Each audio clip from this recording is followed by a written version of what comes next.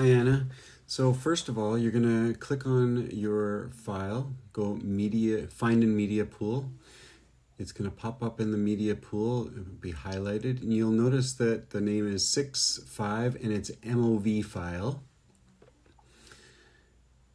And then you're going to go down and go replace selected clip. Select the R3D file that is proper. This one's not right because it was 6 and 5. So we're going to go to 6 and we'll go 6.5.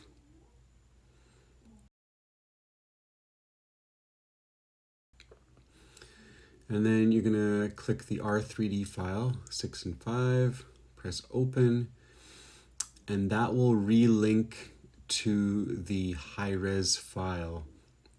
And you can double check that by going to the file that you were on before. And you'll notice it says MOV still because that's just the name it was named, but it is linked to the R3D file. Then what you're going to do is you're going to relink the proxy media.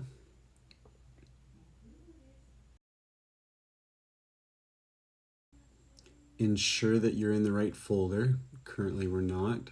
So go to 6.5, and then in 6.5 there's the MOV file. Click that MOV file and press open.